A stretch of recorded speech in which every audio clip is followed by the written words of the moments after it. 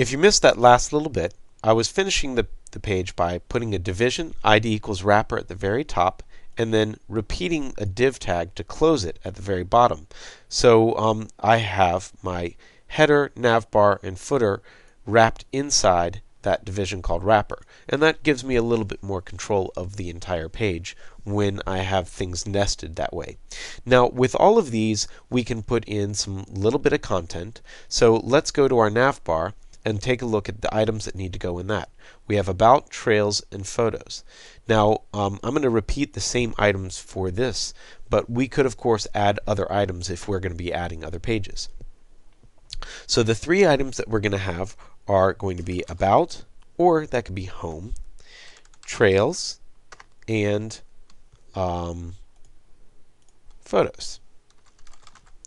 Now, this are just three simple items. If I look at my design, it actually looks a little funky here because it's put everything together.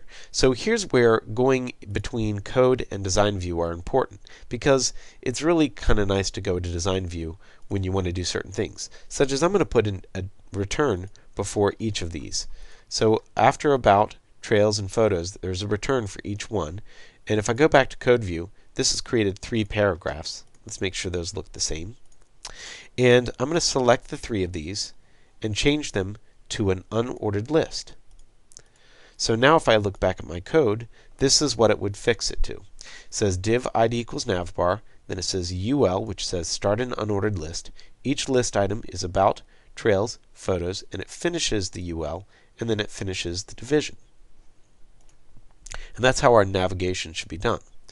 The next section is going to be our content.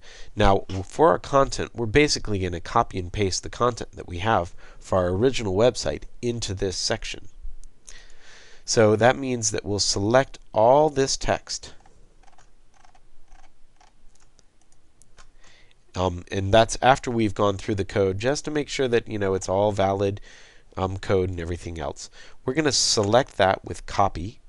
I'm going to go back to my page. I might type in a little bit of text here, just so when I go back to design view, I can actually see it. Now I can double click on that text to select it. That way I know I'm inside the content. And now I can do Control V to paste. Now you might notice that the style is different. That's because we have not linked our style sheet yet. But we've been easily able to copy and paste the content from our old page into this new page. So if we look at it, there's the div ID equals content, and you'll see that we have our content right after that.